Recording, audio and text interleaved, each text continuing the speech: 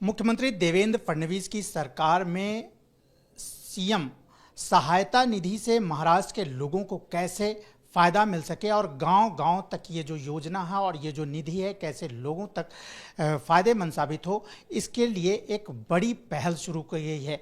जो ऑफिस ये सहायता निधि का पहले सिर्फ मुंबई मंत्रालय से चलता था, अब कैसे वो जिले तक पहुंच रहा है और हर जिले में कैसे इसके सेंटर बनाए जाएंगे, इस पर बात करने के लिए मेरे साथ हैं रामेश्वर नाइक जी। सर, ये जो है अभी तक किस तरह से काम करता था जो है सीएमओ सहायता निधि जो है, और अब ये किस तरह से पूरे महाराष्ट्र में जिला स्तर पर पहुंचने जा रहा है जिससे कि गांव-गांव के लोगों को फ़ायदा मिलने वाला है। अब तक ऐसा था कि पेशेंट को मुख्यमंत्री सहायता निधि से कोई मदद चाहिए तो वहाँ के डॉक्टर से कोटेशन लेते थे और उस पूरा डॉक्यूमेंट जमा कर कर खुद ही पेशेंट को ये ऑनलाइन करना पड़ता था। और जब तक पेशेंट को, आपको मालूम है कि पेशेंट को मेल कैसे करना है मालूम नहीं था और सिविल सर्जन की साइन लेना पड़ता था। इसी में उसके चक्कर काट कर फिर वो किसी डीटीपी या जेरोक्स मशीन के वहाँ सेंटर पर जाकर या मेल करवाते थे और मेल करने के बाद वो एप्लीकेशन यहाँ पर हमारे पास आता था और हमने कोई क्वेरी उस पर रेज की तो वो डीटीपी सेंटर जिससे मेल किया या जेरोक्स मशीन वाले के वहाँ से मेल किया उनके पास जाता था और पेशेंट की तरफ वो पहुँच नहीं पाता था। फिर 6 से 7 दिन के बाद वो पेशेंट हमारे यहाँ पर आकर फिर यहाँ मंत्रालय की लाइन में खड़ा होकर यहाँ पर आकर फिर वो इंक्वायरी करते था। जब तक वो पेशेंट का समय डिस्चार्ज होने के बाद हम मदद नहीं कर पाते थे। इसको सब मद्देनज़र रखते हुए माननीय देवेंद्र जी ने एक निर्णय यहाँ पे बड़ी ये ली कि ऐसे मरीजों को अपनी तरफ ना आना चाहिए और खुद उनको मेल ना करना पड़े। इसीलिए अभी जिला स्तर पर एक कक्ष स्थापित करेंगे जो कोऑर्डिनेशन करेगा और हॉस्पिटल को ही पोर्टल दिया जाएगा, वहीं से अपलोड होंगे डॉक्यूमेंट। सिर्फ पेशेंट को एक लिंक दी जाएगी, उसका डॉक्यूमेंट कहाँ घूम रहा है, किस स्टेज पे अटका है और कुछ दिक्कत आई तो जिला स्तर के कार्यालय में जाकर, कक्ष में जाकर वहाँ पे इंक्वायरी कर सकता है और वहाँ से उसका समस्या का निराकरण होगा। दूसरा एक विषय है कि कुछ क्वेरी रेज होती है हमारे यहाँ से तो हम जिला स्तर के कार्यालय को भेजेंगे और हॉस्पिटल को भेजेंगे और पेशेंट को भेजेंगे और वहाँ जिला स्तर के कार्यालय से उस पेशेंट को कांटेक्ट करेंगे कि आपको ये क्वेरी आई है, आप जल्दी सबमिट करिए। एक उनके पास कर सकते हैं या हॉस्पिटल के पास करेंगे और वहाँ से क्वेरी सबमिट होने के बाद उसको इसकी मदद मिलेगी। और एक दूसरा एक कक्ष स्थापित करने की एक पहल इसीलिए भी है, जब जब जिला स्तर पर कोई क्लाइमेटी होती है, कोई आपदा आती है तो वहाँ पे 4 लोगों की चयन हमने की है। एक डॉक्टर है गवर्नमेंट से, एक समाज सेवा अधीक्षक होता है जो अलग अलग संस्था है जो सोशल कॉज में काम करती है उनका कोऑर्डिनेशन करना, और एक जो है क्लर्क होता है जो इस सभी चीज़ों का प्रस्ताव भेजना, ये करना, सब चीज़ों में काम करेंगे, और एक प्राइवेट का कोऑर्डिनेशन काम करेगा। ये इसीलिए कि जिला स्तर पर कोई आपत्ति आई तो वहाँ पे मेडिकल वाला डॉक्टर मेडिकल का काम करेगा, समाज सेवा अधीक्षक अलग अलग एनजीओ और इनसे कोऑर्डिनेट करेगा, और जो हमारा कोऑर्डिनेटर है वो हमारे वहाँ के लोक प्रतिनिधि है, उनसे कोऑर्डिनेट करके इस सबको मदद करना और जिला प्रशासन से संपर्क करके उसके प्रस्ताव यहाँ पर भेजकर वो आपदा के लिए भी मदद करेंगे। ये जो योजना है जो कितने लगभग जो है सीएम सहायता निधि सेंटर जो है ये महाराष्ट्र में भी शुरू किए जा रहे हैं और बनाए जा रहे हैं। सभी जिला स्तर पर हर कलेक्टर ऑफिस में बनाए जाएंगे।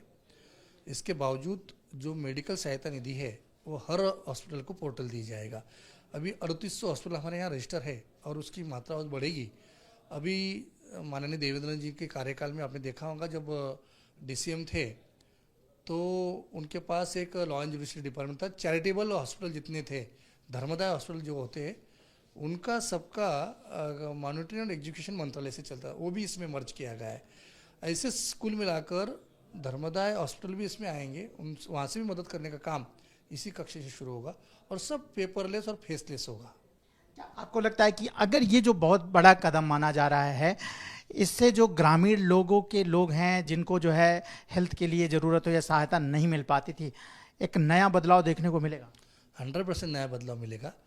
सिर्फ मुख्यमंत्री सहायता निधि नहीं तो जिला स्तर से जो गवर्नमेंट, सेंट्रल और स्टेट गवर्नमेंट की हेल्थ रिलेटेड जो योजना होती है उस जिले में कौन सा हॉस्पिटल कौन सी योजना चलाता है, क्या पेशेंट की क्राइटेरिया के लिए क्या डॉक्यूमेंट चाहिए, कैसे होगा, वहाँ से भी वो मदद होगी। सिर्फ सीएम फंड से नहीं होगा, अदर ही स्कीम का भी कोऑर्डिनेशन जिला स्तर पे किया जाएगा ताकि कोई जनता को, आम जनता को ये दिक्कत ना आए।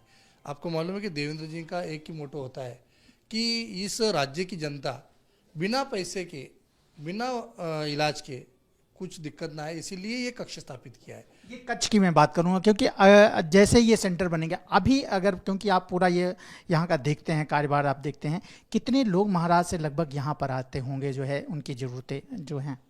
हमें रोज़ 450-500 मेल आते हैं और यहाँ विजिट करने वाले 50-60 लोग डेली के रहते हैं। विधायक की तो यहाँ पे चलते रहता है, विधायक जी है, हमारे मिनिस्टर जी है, यहाँ से भी रेफरेंस आते हैं। ये दिक्कतें कम हो, आम जनता को वहीं उनके गांव के पास, उनको सब मोबाइल पे, अब इसके लिए हम हेल्पलाइन नंबर शुरू करना चाह रहे हैं, जिसपे उन्होंने कॉल करने के बाद उनके आजू बाजू में कौन सा हॉस्पिटल कौन सी स्कीम में है, कैसी मदद करनी है, क्या डॉक्यूमेंट चाहिए, इसकी भी इंफॉर्मेशन मिल सकती है। वो हेल्पलाइन नंबर भी हम जल्दी शुरू करेंगे। सीएम रिलीफ फंड किस तरह से जो है महाराष्ट्र में गांव-गांव में रहने वाले लोगों के लिए फायदेमंद साबित होगा, इसके लिए देवेंद्र फडणवीस सरकार की एक बड़ी पहल मानी जा रही है, क्योंकि जो सेंटर सिर्फ मंत्रालय से अब तक चलता था, अब वो महाराष्ट्र के हर जिले में होगा और ग्रामीण जो कि मुंबई जैसे शहर तक नहीं पहुंच पाता था, वो वहां तक पहुंचेगा। हेल्पलाइन नंबर भी देने की बात की जा रही है, जिसकी सहायता से सीएम रिलीफ फंड से उन्हें सहायता दी जाएगी। ये महाराष्ट्र सरकार का एक बड़ा कदम माना जा रहा है। कैमरामैन कृष्णा कापरे के साथ Rajesh Tripathi, ABP news, Mumbai. For exclusive and insightful videos, subscribe to our new channel ABP Live Premium.